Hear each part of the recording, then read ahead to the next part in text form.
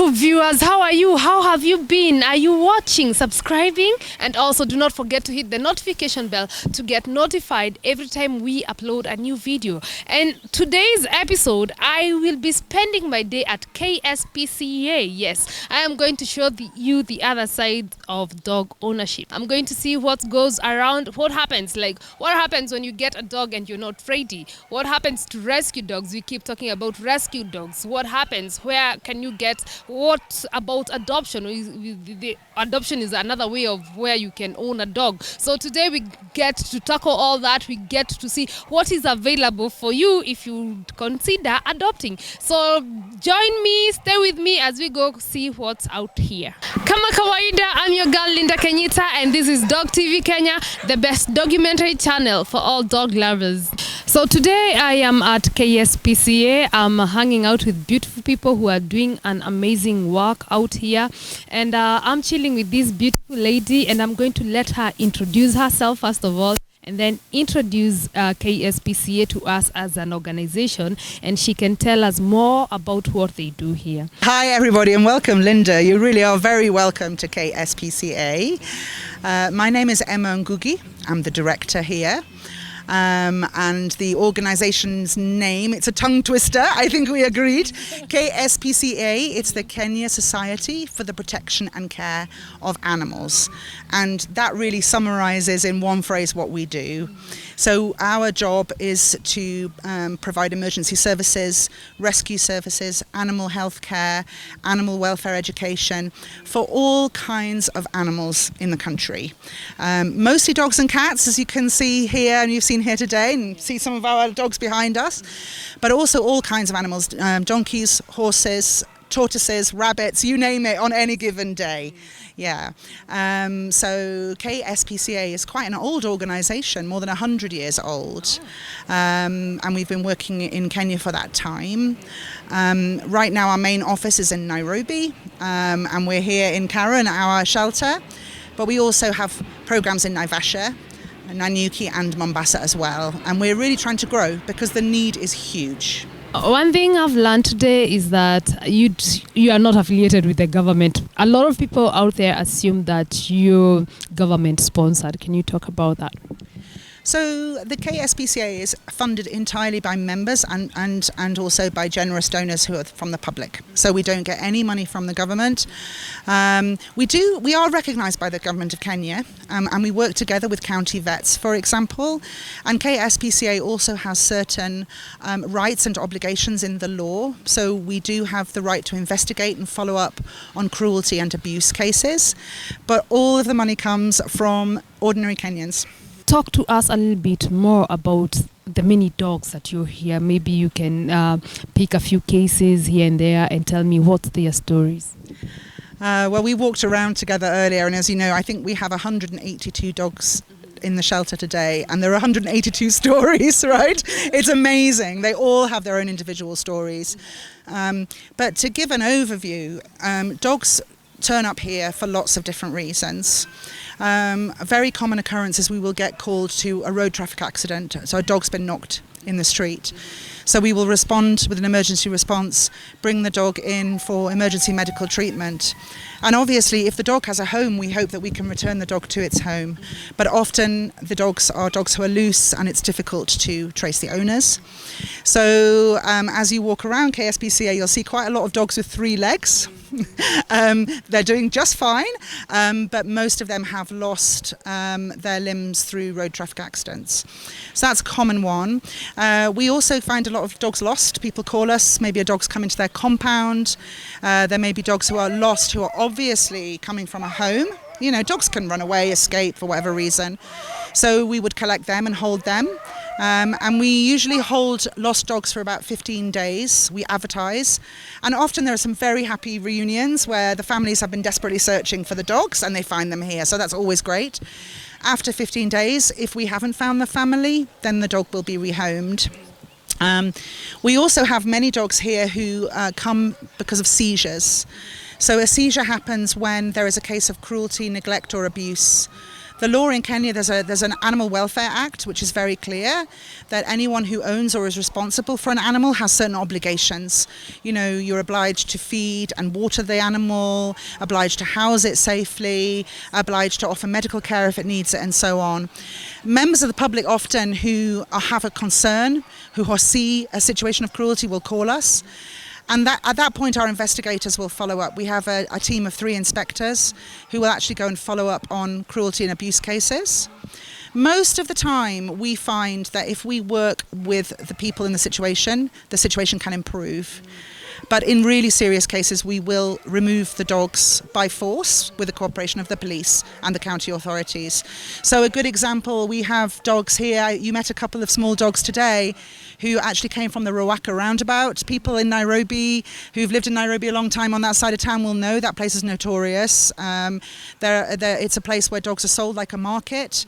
That's not legal in Kenya, and the dogs are being kept in very inhumane conditions often. And so we work in that situation. We would work with the local authorities, in this case Kiambu County, who are very supportive, to actually remove the dogs and take them to a place of safety. But some of the cases that I've seen, they really, you reach a point where nothing would surprise you. But we often, for example, get calls from landlords where people have left houses and locked the animals inside and left them behind. And we also, from the other hand, get calls from neighbours where maybe the landlord has locked an apartment because someone hasn't paid rent. We recently had to break down the door of an apartment with the help of police because the landlord had welded the apartment door shut and there was a dog inside. It had been in there for nearly a month without food or water. Dog's doing great now. But, unfortunately, there's a lot of cases like that. So I guess you could say 182 dogs, 182 stories, and every one of them is interesting. In fact, I always say I wish they could tell us, because if whatever they could tell us would fill books and books. Something of interest that we talked about, it's the small breed dogs from the apartments. And these are situations where we tell people, like, before you go acquiring a pet or a dog, you need to do your research. Can you talk a little bit more about the small breed dogs? Yeah, I think this is true for any dog, but we are seeing a lot of small breed dogs coming to the shelter now. Probably more than 25% of our dogs are fit that profile now. There's an increasing demand for them. I think people, especially during COVID, felt like breeding and selling dogs would be good money. And, you're maybe by the side of the road, you see a cute puppy. Typically children, complain to the parents, I want a dog. People get dogs without really thinking it through. Small breeds are a particular problem because often people think, well, I've got a small flat, so I'll get a small dog. Actually, anyone who knows dogs, and I know a lot of people watching this know dogs, we all know that the size of the dog does not necessarily tell you how much exercise that dog needs, how intelligent that dog is, what kind of stimulus it needs. And in fact, a lot of these small dogs are quite athletic. The Spitz type dogs, the Japanese Spitz type dog is originally bred as a hunting dog. These are dogs that would go kilometres in search of prey. They need a lot of exercise and they need a lot of stimulus. And if you are somebody who lives in an apartment, maybe you go out to work all day, you lock your apartment door, you leave your dog in there for 10 or 12 hours, the dog can in fact almost suffer a mental health crisis. Dogs are social, they need company, they're intelligent, they need stimulus. And we end up with a lot of dogs being surrendered from here because, for example, neighbours have complained and the landlord has said you can't keep a dog because it's barking all the time. Or we had a very notorious story recently, people might remember, there was a video circulated on social media of a woman beating a small white dog, and that was on the outskirts of Nairobi. We did in fact seize that dog with the cooperation of the police. In fact, we had already removed the dog by the time it hit social media.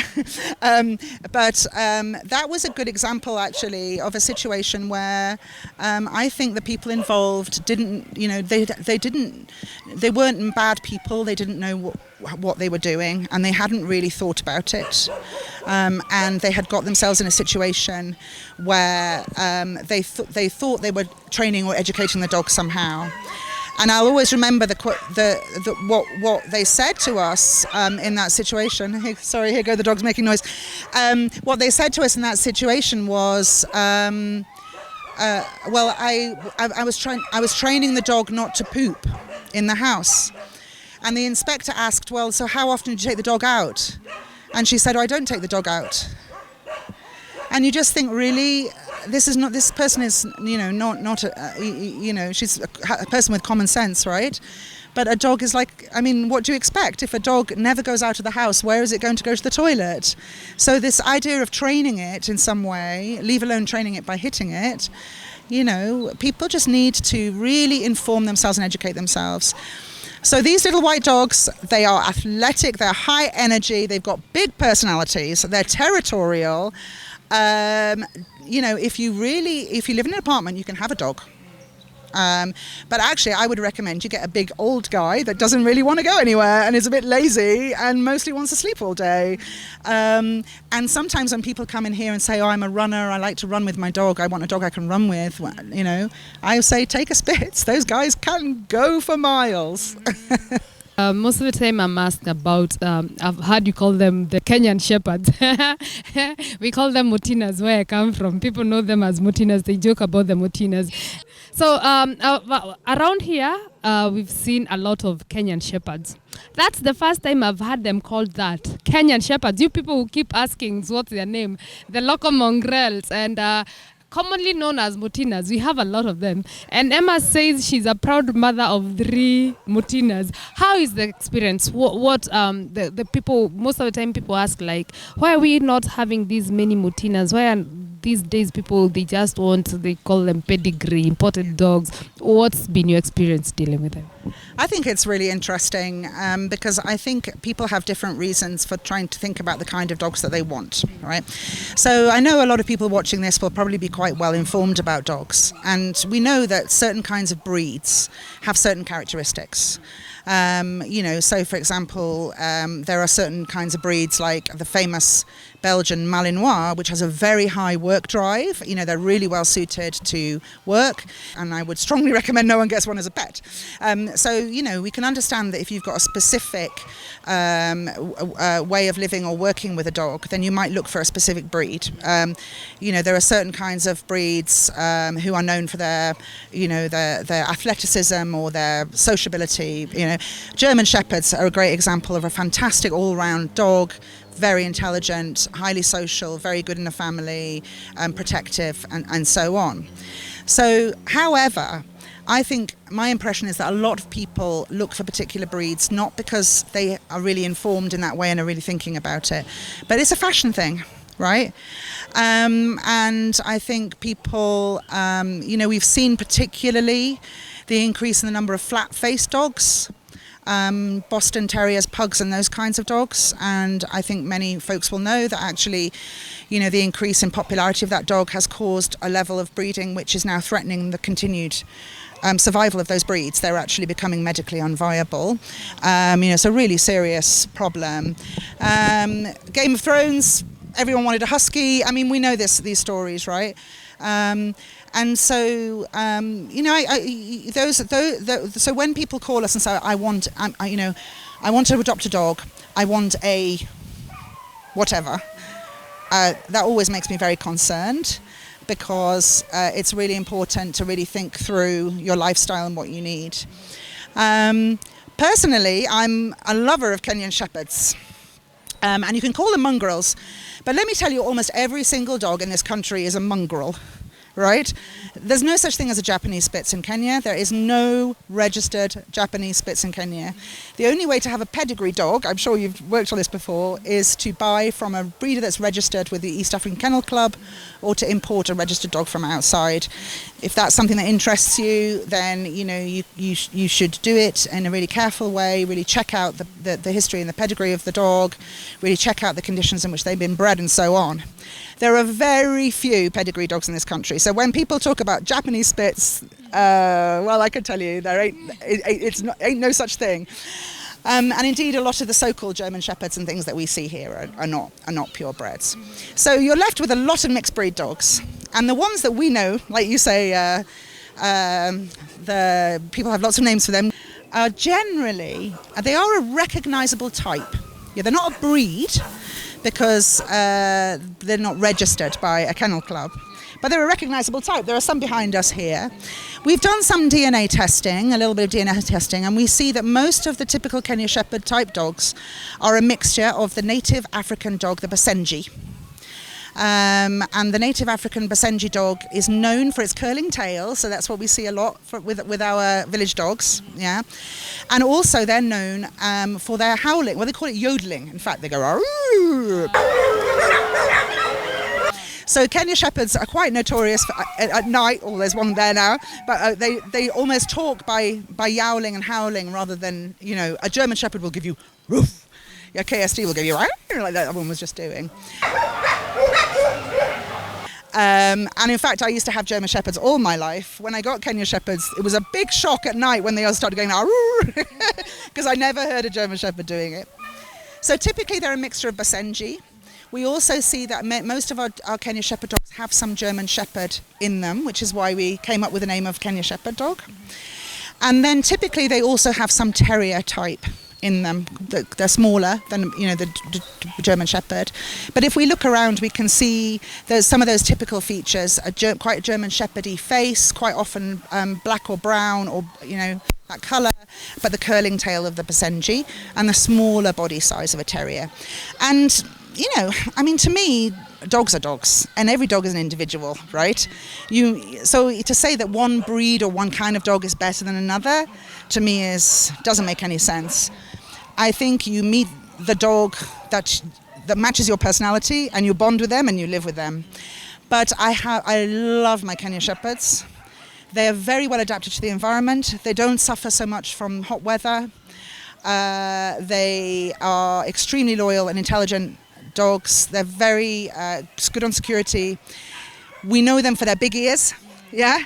That's because they're well adapted. So as guard dogs or as Askaris, they're very good because at night they don't have to rely on their eyesight. You know, they hear a lot of noises.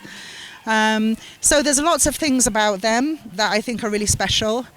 And one of the things that we would love people to do is to think dogs more about the individuals, who they are, rather than a name. Because I can tell you, most people who buy a dog with a name are being conned. So, you know, we have dogs here that we've been told, oh, this is a Maltese. No, it's not. This is a Havanese. No, I'm sorry to say it's not. And actually, so just, you know, for me, don't start with breed. Start with who are we, who's our family, where do we live, what would suit us in terms of our family, you know, and take it from there.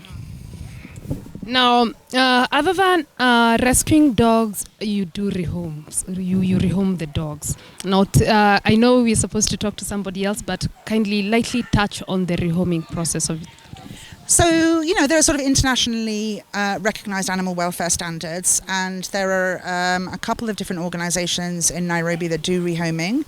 The Kspca, we do a lot, and also our friends at the TNR Trust. And we both try to follow the same standards and guidelines. So what we would normally do, if you would like to adopt, that's great. So number one, thank you anyone who's thinking about adopting. You've seen the dogs here today. They all deserve loving homes, and there's a suitable home for all of them. And there's a dog here for everyone. So that's fantastic. But we will start by asking you some questions. And it's the same process that we were just talking about, really. You know, who are you? How's your family? Do you have small children, big kids? Do you have cats? Do you have other dogs? Do you have a garden? Do you live in an apartment? How much time do you have to give? All of these questions are to help us understand, are you okay to have a dog in the first place? I'll give you an example. We often ask people about where they live and if it's rented accommodation. And then we do ask people to go and check, because in Nairobi it's becoming harder to find rented accommodation where you can have pets. And it is sometimes the case that people have gone to check with their landlord and been told they can't have a dog. And the last thing we would want is someone to adopt, then have to bring the dog back. So there's issues like that.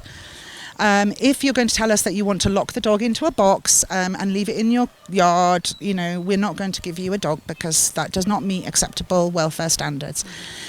But mainly the question's about finding the right match for you. It's like an arranged marriage, right? So you've been around the shelter, you've seen a lot of dogs, it's quite overwhelming. But the best thing we do is talk you through, and then we say, oh, Linda, I've got to know you. I think, you've said to me what you need. I'm thinking of 2 or 3 different dogs that you might like to meet, and just let's see if you click, if you bond, if you're feeling it. And you get to come to the shelter, hang out maybe with one of those dogs. We have places you can walk around, just chill with one-to-one time.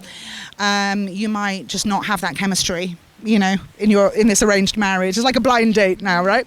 Maybe the chemistry's not there, but that I've always felt, and I've had, like I said, I've had a lot of dogs, a lot of fosters. And it happens a lot. You see it a lot here. It's almost like when you know. And, so when you get introduced to that right dog, often people know kind of instantly. Even if they've met another couple of dogs, I'm feeling something here. And so then you get a chance to hang out and make sure that it's right for you. Yeah. And then, of course, we need to charge a fee. But all the dogs, the fee helps us to cover the cost of spay and neuter. All our dogs are spayed or neutered, vaccinations, medical care. So actually the fee that we charge is much less than the value of those things. And people sometimes ask, well, I want to adopt a dog but I don't have the fee and it's not fair, and why won't you give us a dog? And I'm sure, again, most people watching this would know because you're interested in dogs. One of the issues for us, we have to try to raise money to pay for, otherwise we can't help the animals. That's the first thing. But the second thing is, if you can't afford an 8 to 10,000 shilling fee, which covers all those vaccinations and everything, you probably can't afford a dog. And I know that sounds quite harsh, but again, experienced dog owners know. If you go to your local vet for the annual vaccinations, that's already in the thousands of shillings.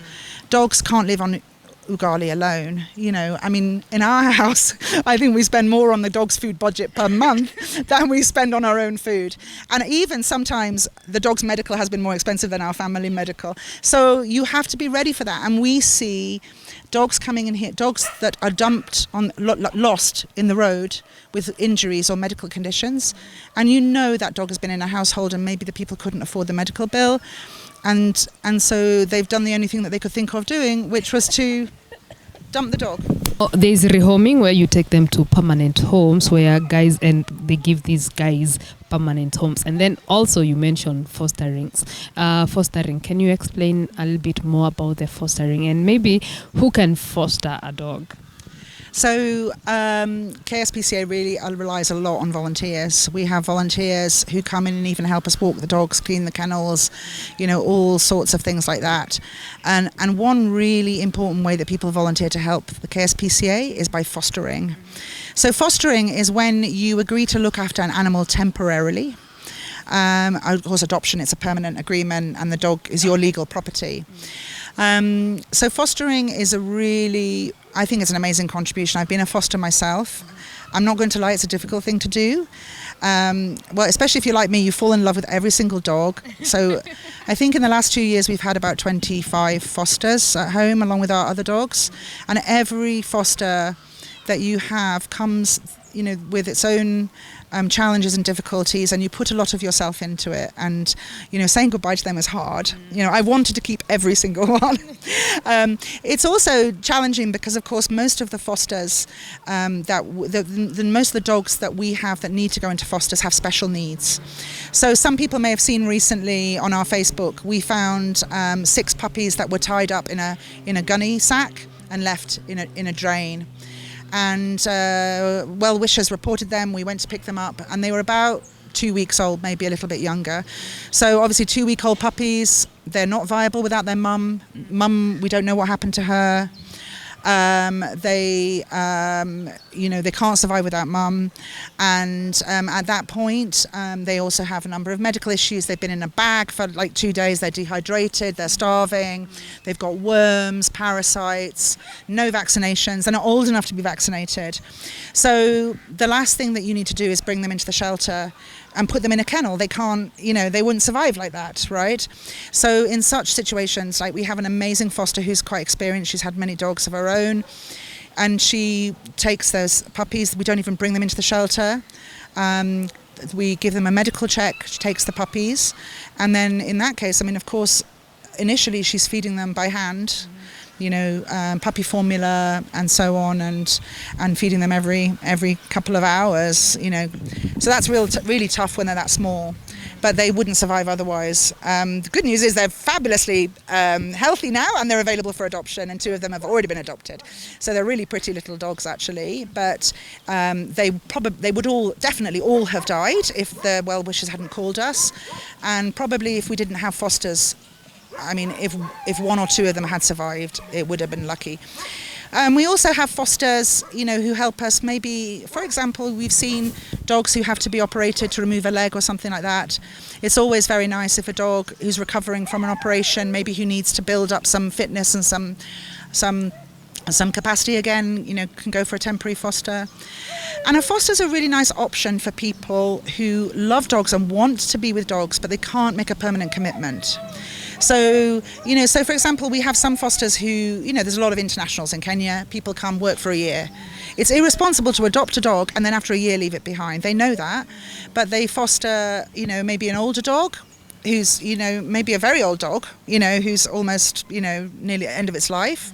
Or they adopt a young dog for 6 months who needs their help. And then, of course, they get to have that lovely dog in their lives without, causing any problems by leaving it behind. And we also have a lot of fosters who already have their own dogs. So they can't really adopt anymore, which is like my case, but who always has room for a couple of puppies and, who enjoys it and stuff. So in order to be a foster, really it's about experience. It's probably not a good idea if you've never ever had a dog before, because these are almost all dogs that will, and kittens and others as well, that have special needs. But if you have got a bit of experience and you've got a bit of room, perhaps you've lost a dog or you can't have a dog right now, but you would like to help a dog for 3 months, then it's a really, really good option. And what Kspca does is, of course, while you're in foster, all the medical is still for Kspca. But the foster helps by providing the basics, so the food and things like that. And like I say, it's not easy. If you have that love, and you create that relationship, and, you have tiny puppies that you're, almost, hand rearing, you develop a real bond.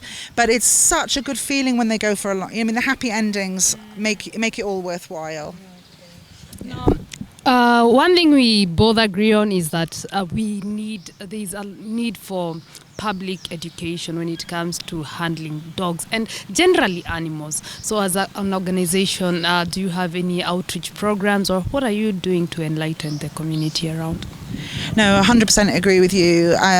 We would like to do more. We're a very small organisation, but I suppose having the chance to have conversations like this with folks like you is part of it, and it's really important. We do make the shelter available for school visits and for students. We do a lot with students who are in vet school. We have vet interns, for example, and I think that's really important.